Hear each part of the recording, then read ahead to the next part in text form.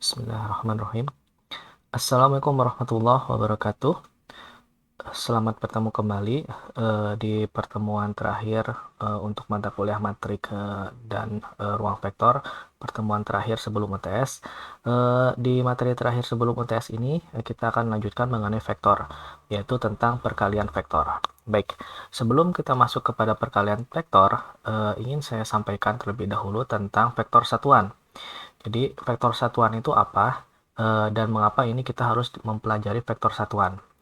Jadi vektor satuan itu adalah vektor yang nilainya memiliki satu satuan, dan vektor ini sebenarnya memiliki peranan penting di dalam ruang vektor ataupun ruang 2 dimensi maupun ruang 3 dimensi, yaitu untuk menunjukkan arah dari komponen proyeksi vektor, baik itu pada sumbu X, sumbu Y, sumbu Z itu. Nah, vektor satuan ini dinotasikan seperti ini. A yang di atasnya itu ada tanda caping seperti topi, ya, topi caping. Nah, ini A caping ini adalah notasi untuk vektor satuan. Nah, terkadang nanti kalau di dalam aplikasinya di dalam sistem koordinat kartesian, tandanya itu bisa berbeda-beda. Ada beberapa buku ada yang menggunakan IJK. Contohnya seperti ini ya. Arah pada sumbu X, maka vektor satuannya itu adalah I. Kemudian arah pada sumbu Y, maka vektor satuannya adalah J. Arah pada sumbu Z, maka vektor satuannya K, gitu ya. Tetapi ada beberapa buku yang menggunakan notasi yang berbeda, seperti yang sering saya temui ketika membaca buku-buku tentang geometri analitik, kemudian buku-buku tentang ruang aljabar serta ruang dan sebagainya. Terkadang menuliskan notasi vektor satuan dengan cara yang berbeda, dengan cara yang umum, misalkan menggunakan A, kemudian B, kemudian C kecil, tetapi di atasnya ada tanda topi caping seperti itu. Nah, itu adalah tanda vektor satuan. Nah, vektor satuan ini apakah vektor? Ya, vektor, tapi besarnya atau nilai dari vektor itu besarnya hanya satu saja. Dan vektor satuan ini hanya menunjukkan arah, fungsinya itu hanya menunjukkan arah. Contoh misalkan ini ada sumbu X gitu ya. Maka arah ke sumbu X, maka vektor satuannya adalah I. Kemudian arah ke sumbu Z, ke sumbu Y, vektor satuannya adalah J, dan arah ke sumbu K, vektor satuannya adalah arah ke sumbu Z, vektor satuannya adalah K. Lalu penulisannya seperti apa? Penulisannya misalkan seperti ini. Yang namanya vektor, ya namanya vektor A gitu ya. Vektor A ini biasanya ini dituliskan ke dalam proyeksi ya. Kalau misalkan 3 dimensi, maka vektor A ini dituliskan dalam proyeksi, yaitu ke arah sumbu X, ke sumbu Y, dan ke sumbu Z. Nah, cara penulisannya adalah seperti ini. Vektor A, kemudian ini ada nilai AXI ditambah AYZ, AYJ ditambah AZK. Nah, AX, AY, dan AZ itu adalah nilai. Misalkan gitu ya, AX-nya itu adalah 2, AY-nya adalah 3, AZ-nya adalah 4. Sedangkan untuk IJK itu adalah arahnya. Berarti AX ini itu adalah arahnya itu ke sumbu I atau ke sumbu X. Kemudian nilai ini arahnya ke sumbu Y. Kemudian ini arahnya ke sumbu Z. Jadi hanya menotasikan arah saja gitu ya. Kenapa harus menggunakan IJK? Karena untuk mempermudah pemahaman. Misalkan ada suatu vektor tidak menggunakan IJK, dituliskan misalkan vektor A sama dengan 2 ditambah 3 ditambah 4. Padahal maksudnya 2, 3, 4 itu adalah nilai-nilai pada sumbu X, Y, dan Z. Tapi kalau dituliskan tanpa vektor satuan itu seperti penyubelahan biasa saja. 2 tambah 3 tambah 4 jadinya berapa? Jadinya 9 gitu ya. Nah, oleh karena itu diperlukan ada satu tanda yang menunjukkan arah. Ada nilai ini arahnya kemana gitu. Maka dikenalkan vektor satuan. Baik. Sifat-sifat vektor satuan. Nah, kalau misalkan nanti kita akan bahas pada perkalian titik ya, dan perkalian silang kita akan bahas ulang. Tapi ini sebagai pemahaman awal bahwa kalau ada perkalian titik ini dot product simbolnya adalah seperti ini. Kemudian perkalian silang simbolnya adalah seperti ini. Nah, Ini nanti ada sifat-sifatnya bahwa I kali I untuk perkalian titik ya, J kali J, kali K sama dengan 1. Kemudian I kali J, J kali K, kemudian K kali I sama dengan 0. Gitu. Ini sifatnya. Baik. Kenapa seperti itu? Nanti kita akan kupas ya di perkalian titik sedikit saja. Kemudian perkalian silang. I cross I sama dengan J cross J sama dengan K cross K. Ini kebalikannya gitu ya. Kalau yang ini perkalian titik, kalau yang sama dengan 1, kalau ini yang sama dengan 0 gitu ya. Kebalikannya. Nah, kalau ini I cross J sama dengan K, J cross K sama dengan I, K cross I sama dengan J. Nah, baik, kita lihat bahwa ada dua karakteristik yang berbeda dari perkalian ini. Kalau perkalian titik, kalau dikalikan ini hasilnya pasti skalar, ya, hasilnya skalar. Kalau perkalian silang, kalau dikalikan, ini hasilnya pasti vektor. Ini vektor. Dan ini pun vektor, namanya vektor 0, ya. Kenapa seperti itu? Karena memang untuk perkalian skalar khusus untuk vektor. Oleh karena itu nanti dalam perkalian skalar nanti ada beberapa apa namanya itu eh, perhitungan, dan perhitungannya itu mirip seperti kita mempelajari perhitungan nilai determinan pada matrik gitu ya. Baik, apakah perkalian ini nanti dipakai? Dipakai banyak sekali contohnya, apalagi di teknik industri, kemudian teknik mesin, teknik elektro, dan bidang sains. Baik, yang pertama, perkalian vektor. Kita masuk ke perkalian vektor, kita bagi menjadi dua. Yang pertama, perkalian vektor dengan skalar. Yang kedua, perkalian vektor dengan vektor. Nah, kalau perkalian vektor dengan skalar, gampang ya. Misalkan ada vektor C, dikalikan, vektor C ini merupakan perkalian antara nilai K dikalikan dengan vektor A. Berarti kalau perkalian dengan vektor, vektor dengan skalar, berarti semua komponen yang ada di dalam vektor dikalikan dengan nilai K semua. Jadi kalau kita ilustrasikan, misalkan ini ada vektor A ya, kemudian dikalikan dengan K, K itu sama dengan 3. Berarti kalau vektor baru itu namanya adalah C, maka C ini hasilnya akan panjangnya itu akan sama dengan 3 kali dari A. Jadi seperti ini. Ya, 3 kali. 1, 2, 3. Kemudian arahnya bagaimana? Arahnya tetap sama, tidak berubah gitu ya. Baik. Jadi perkaliannya adalah perkalian ke masing-masing komponennya. Baik, yang berikutnya perkalian vektor dengan vektor. Yang pertama, perkalian titik dot product. Baik. Karakteristik dari dot product seperti yang saya sebutkan tadi, kalau dot product itu adalah apabila ada dua vektor dikalikan satu sama lain secara dot product, maka hasilnya pasti akan skalar, gitu ya. Contoh misalkan seperti ini, ada vektor A dot product dengan vektor B, ini sama dengan nilainya C, dan C ini adalah bukan suatu vektor tapi adalah nilai skalar. Oke. Nah, bagaimana kalau misalkan ada suatu vektor, kita hanya tahu besarnya vektor, kemudian sudut yang membentuk antar kedua vektor A dan B. Itu ya, misalkan seperti ini. Ya. Ini ada vektor A, kemudian ini ada vektor B. Sudut yang membentuknya itu adalah theta, misalkan. Maka kalau misalkan A dot B, maka A dot B itu adalah kita mengalihkan antara besar A dikalikan besar B dikalikan dengan kosinus theta. Artinya cari yang tegak lurus di sini. Nah, carinya yang tegak lurus seperti ini. Nah, ini nanti ini disebut sebagai perkalian dot. Jadi perkalian dot itu adalah istilahnya itu sebenarnya dia merotasi. Ya, dia sebenarnya merotasi. Jadi di sini dirotasikan atau diputar arahnya atau diproyeksikan. Jadi A diproyeksikan ke daerah sini. Cari yang tegak lurus gitu ya. Nah, ini adalah A cross A dot B gitu ya. Jadi kalau dengan ilustrasi seperti ini, maka besarnya nilai C itu sama dengan besarnya dari A, besarnya dari B dikalikan kosinus theta. Nah, oleh karena itu, dalam sifat-sifat perkalian vektor skalar tadi, kalau misalkan yang sama gitu ya, I dot I sama dengan J dot J sama dengan K dot K, ini sama dengan 1. Nah, yang ini ya, maaf. Nah, ini sama dengan 1. Kenapa seperti itu?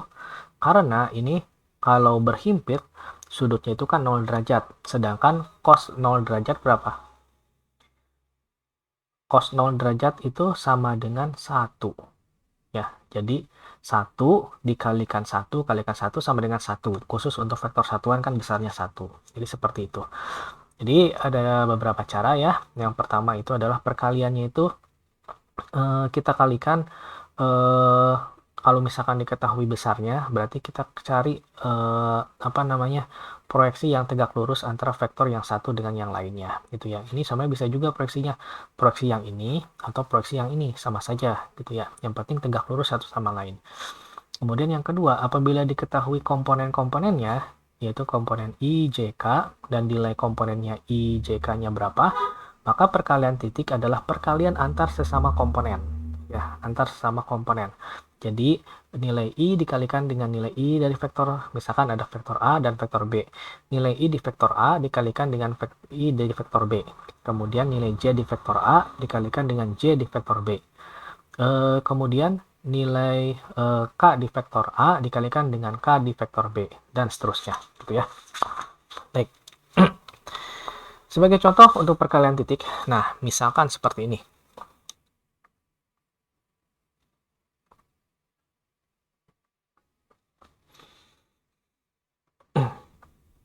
Misal, diketahui dua vektor. Nomor satu, vektor A dan vektor B. Jadi, perlu saya sebutkan, penulisan vektor di beberapa buku banyak sekali ragamnya. Ada yang menggunakan IJK, ada yang menggunakan notasi matrik, karena matrik kan sebenarnya penulisan lain daripada vektor. Demikian pula, vektor merupakan penulisan lain daripada matrik, gitu ya. Nah, ada yang menggunakan tanda baris gitu ya, baris saja gitu ya. Nah, baik. Ini adalah contoh notasi yang menggunakan tanda matrik gitu ya, tanda matrik gitu ya. Misalkan ada vektor A sama dengan komponennya itu adalah komponennya itu adalah 1, 2, 3. Bukan 1 koma gitu ya, tapi 1, kemudian 2, dan 3. Ini artinya dia kolom berbeda. 1, ini kolom pertama. Kemudian dia kolom kedua, kemudian 3 kolom ketiga. Kemudian ada vektor yang lagi, vektor B. B sama dengan 4, kemudian 5 dan 6. Nah, kalau kita tulisan dalam notasi vektor IJK, maka 1 ini adalah sumbu I. Jadi 1I, kemudian ini 2J, kemudian ini 3K. Kemudian kalau ini 4I, 5J, kemudian 6K gitu ya. Jadi penulisannya bisa berbeda-beda. Baik, nah yang ditanyakan hitunglah perkalian titik kedua vektor. Nah, seperti yang saya katakan sebelumnya, kalau diketahuinya itu adalah komponen-komponen pada IJK, contohnya adalah ini, komponen IJK, maka perkaliannya itu pada komponen yang sama. Nah, jadi jawabannya A dot B sama dengan 1 kali 4 ini ditambah 2 kali 5 ini ditambah 3 kali 6 ini sama dengan 32 itu. Oke, contoh yang lain. Notasi penulisan yang berbeda. Diketahui dua vektor A sama dengan I plus 2J plus K. Kemudian B sama dengan 4I plus 5J. Baik, kita lihat bahwa vektor A dan vektor B ini ditulis dengan notasi yang berbeda. Kalau yang nomor 1 ini ditulis menggunakan notasi matrik. Kemudian kalau nomor 2 ini ditulis menggunakan notasi vektor satuan 3 dimensi. Yaitu I, J, dan K. Nah, besarnya nilai ke sumbu I berapa? Adalah 1. Dan besarnya nilai ke sumbu J berapa? Sama dengan 2. Dan besarnya nilai ke sumbu K sama dengan 1. Gitu ya. Baik, jadi seperti itu ya. Jadi seperti itu. Nah, berarti kan komponennya itu kalau yang vektor B itu adalah 4i, kemudian ini 5j. Jadi nilai ke sumbu x-nya itu adalah 4 dan nilai ke sumbu y-nya itu adalah 5. Dan kesumbukannya nilainya berapa? Kesumbukan nilainya itu adalah 0. 0 ya. Nah, kemudian hitunglah perkalian titik kedua vektor.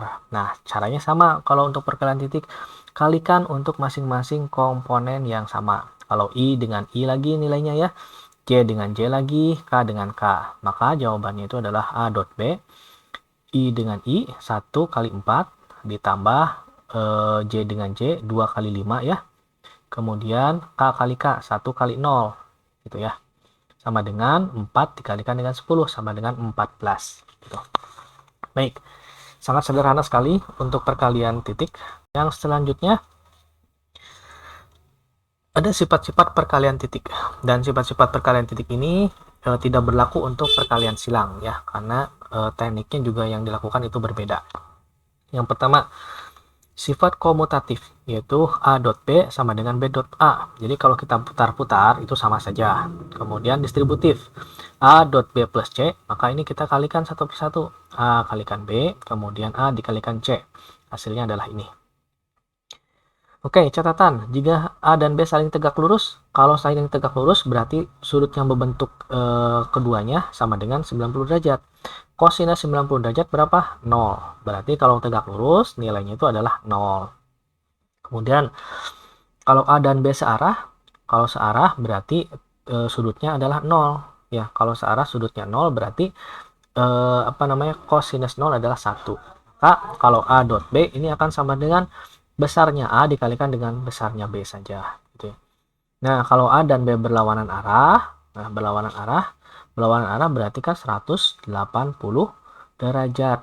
Kosinus 180 derajat berapa? Minus 1 gitu.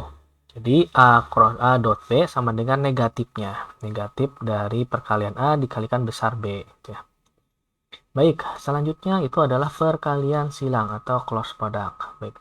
Perkalian silang kita biasanya menggunakan aturan tangan kanan seperti ini ya.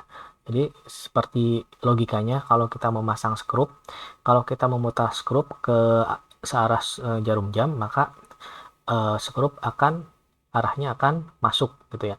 Tapi kalau misalkan skrup diputar berlawanan arah jarum jam, maka skrup akan arahnya itu akan ke atas gitu.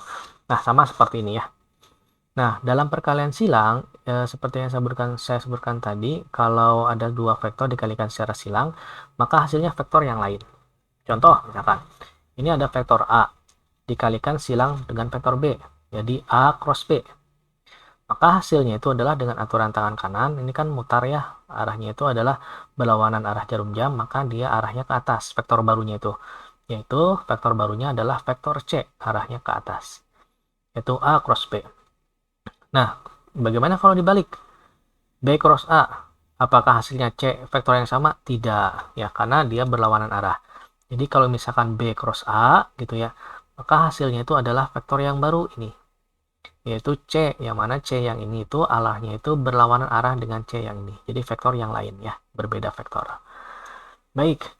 Nah, kalau besarnya bagaimana? Kalau besarnya vektor C atau vektor perkalian ini, kalau di dalam perkalian titik menggunakan kosinus, kalau di sini menggunakan sinus gitu. Jadi besarnya vektor C ini sama dengan A cross B sama dengan AB sinus theta gitu ya.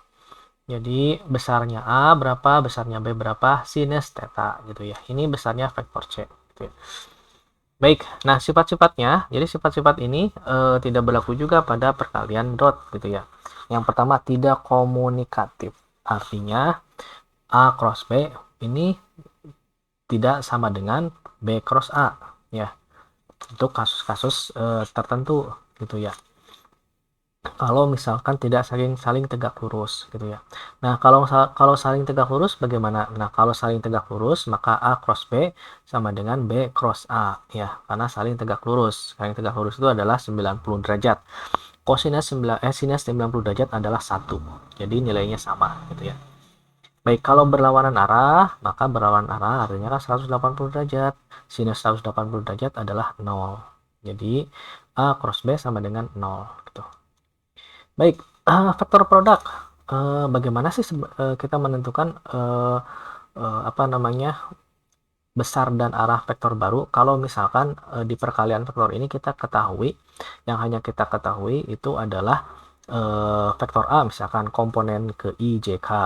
Kemudian vektor B juga sama, komponen ke IJK gitu ya. Bagaimana caranya kita mengetahui hal seperti itu? Baik, caranya itu adalah dengan kita gunakan persamaan atau rumus determinan matrik. Jadi, misalkan ini ya, ada vektor A dikalikan dengan vektor B ini ya. A cross B seperti ini. A cross B. Maka akan menghasilkan vektor yang baru yaitu vektor C gitu ya. A cross B akan menghasilkan vektor yang baru yaitu vektor C. Nah, besarnya vektor C ini sama dengan berapa sih? Baik, besarnya vektor C itu adalah sama dengan ini. Oke, ini akan sama dengan nilai determinan. Jadi kalau misalkan vektor A dan vektor B ini dituliskan dalam sumbu-sumbunya IJK gitu ya, maka kita tuliskan seperti ini. Baris pertama itu adalah IJK, kemudian baris kedua itu adalah ambil dari komponen dari vektor A, yaitu A1, A2, dan A3. Yang mana A1 ini adalah nilai ke sumbu I, A2 itu adalah nilai ke sumbu J, dan A3 adalah nilai ke sumbu K. Kemudian cross B. Nah, B itu kita ambil yang yang kita tempatkan di baris terakhir. Karena di sini juga kan pada bagian terakhir, gitu ya. Itu ini, yaitu B1, B2, B3. Yang mana B1 itu adalah komponen ke I, B2 komponen ke J, dan B3 komponen ke K. Ini akan sama dengan apa? Nah, akan sama dengan seperti ini, gitu ya. Kita determinan dari I, ini, dikurangi determinan untuk J kan, J ini, berarti yang ininya ya, diambil, kemudian diambil, tuh. Kemudian dikali dengan yang K. Yang K, ini, diambil yang ini. Nah, seperti itu. Nah, inilah rumus untuk cross product, perkalian silang. Baik, saya rasa untuk materi tentang vektor, di perkalian vektor, saya cukupkan sampai di sini.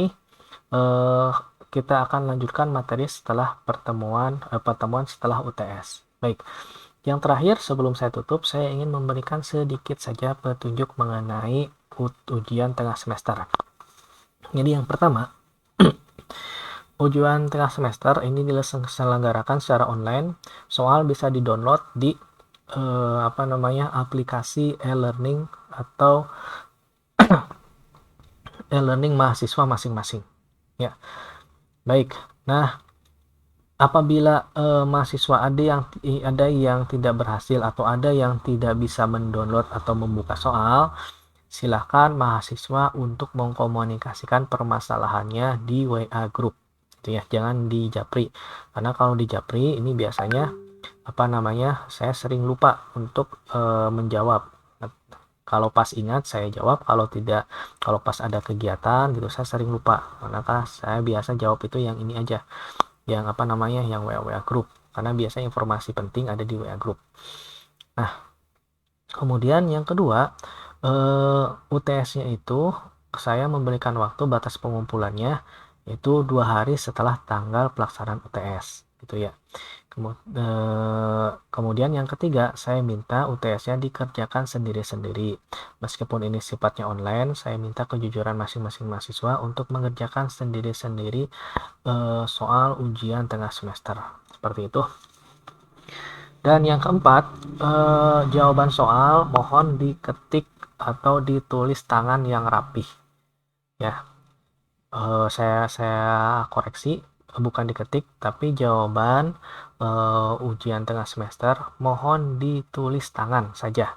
Ditulis tangan yang rapi, kemudian difotokan, nah kemudian digabungkan dalam bentuk PDF, kemudian dikirimkan. Gitu ya.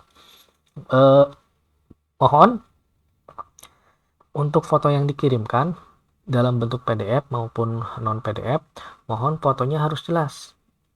Ada tahun yang lalu, semester yang lalu, ada beberapa mahasiswa ini mengirimkan jawaban menggunakan fotonya disimpan di Word gitu ya. Nah, ternyata mungkin sama mahasiswa dikompres gitu ya, jadi ukurannya itu sangat kecil, itu jadi satu lembar jawaban itu ditaruh menjadi 1/4 ukuran kertas A4 yang ada di komputer. Saya tarik gitu, perbesar, tetap jawabannya itu pecah gitu. Jadi sama mahasiswa kemungkinan dikompres, akhirnya saya tidak bisa memberikan nilai bagus gitu ya. Saya cuma bisa membaca yang bisa saya baca. Kalau yang tidak bisa saya baca, udah berarti ini salah gitu. Jadi mohon untuk kualitas jawaban, kualitas fotonya dikirimkan sejelas mungkin, karena takut kasusnya seperti yang Bapak kakak angkatan yang sebelumnya. Jadi fotonya yang kecil, tidak jelas juga tulisannya, kemudian saya perbesar juga masih pecah, akhirnya saya kasih nilai seadanya. Baik, untuk soal, nah soal akan saya berikan 4 soal ya. dua soal saya yakin mahasiswa bisa mengerjakan karena sering dibahas di kuliah maupun ada di slide presentasi. Kemudian dua soal ini akan saya bahas sekarang.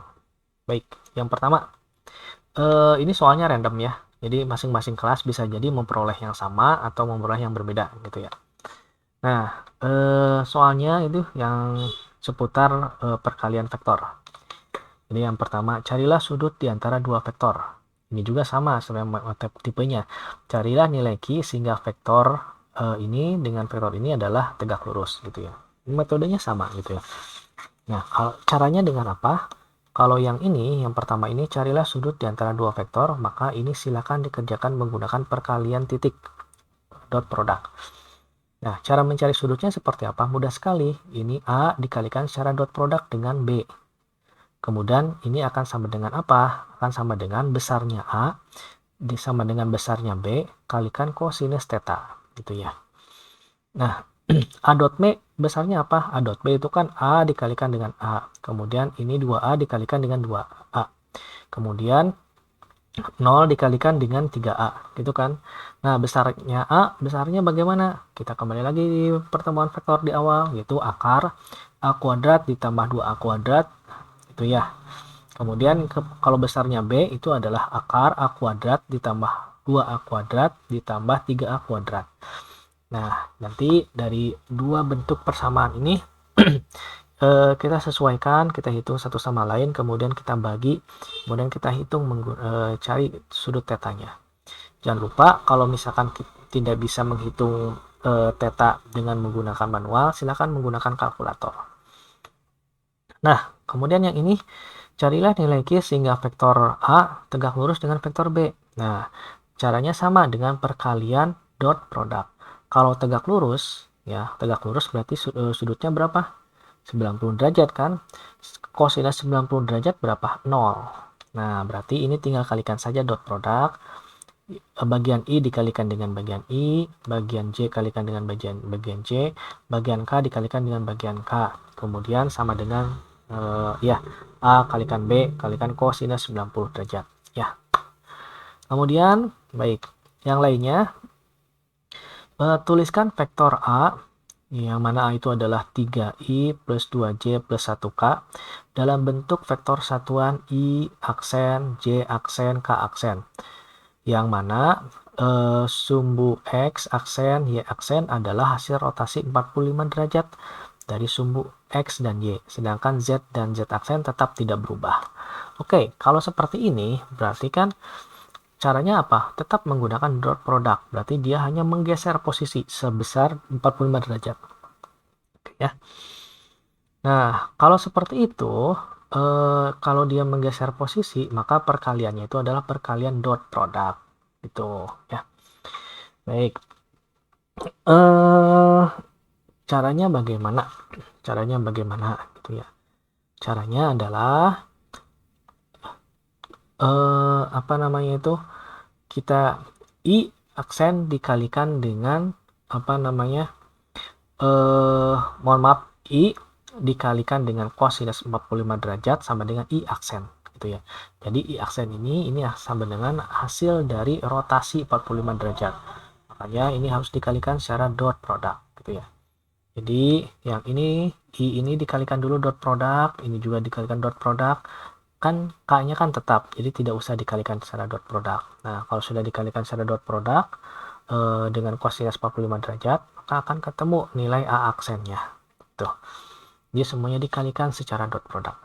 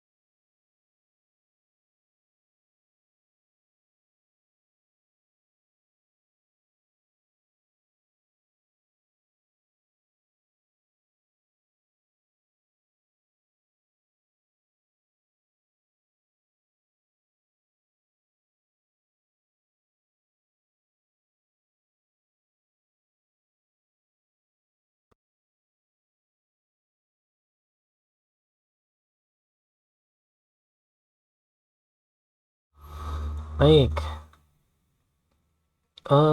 selanjutnya saya akan membahas tipe yang kedua. Nah, jadi ini saya akan bahas dua soal yang menurut saya susah. Mudah-mudahan ini dapat membantu mahasiswa. Ya. Nah, yang kedua, diketahui satu perusahaan eh, diketahui pada suatu perusahaan tingkat kesetimbangan untuk variabel cost, kemudian konsumsi K, dan pendapatan P untuk tiga sektor pada perusahaan memenuhi persamaan ini. Ya, jadi K sama dengan minus 2V min 2P plus A.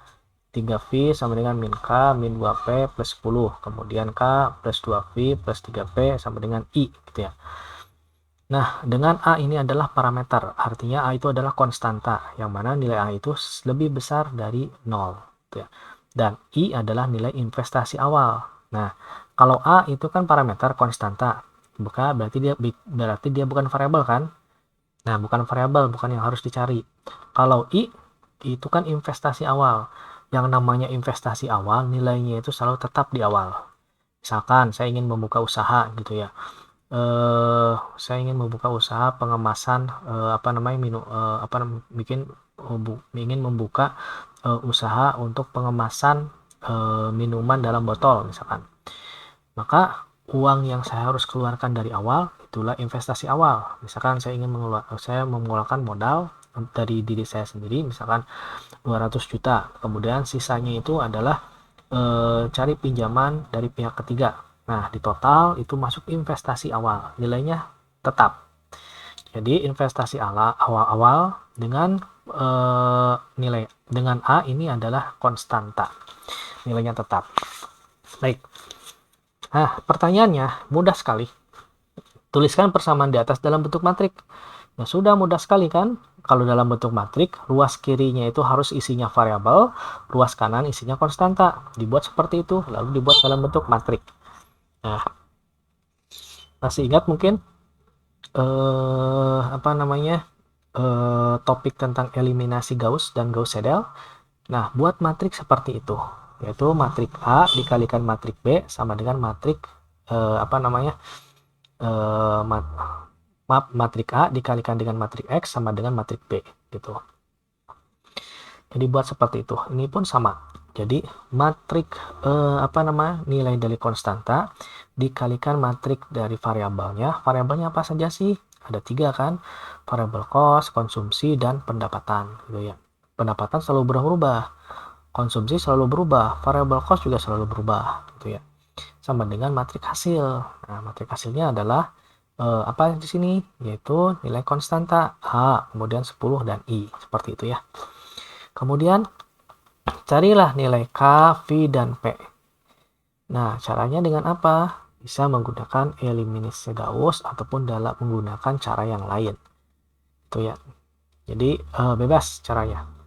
Apakah menggunakan eliminasi Gauss, apakah menggunakan eliminasi Gauss-Seidel gitu ya.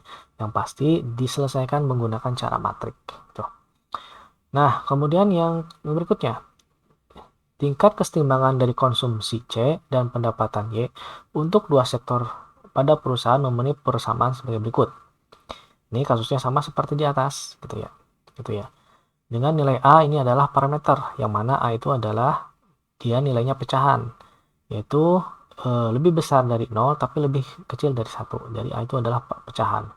Kemudian B itu adalah konstanta positif, lebih besar dari 0. I adalah investasi. Nah, yang namanya investasi pasti dia konstan, gitu ya.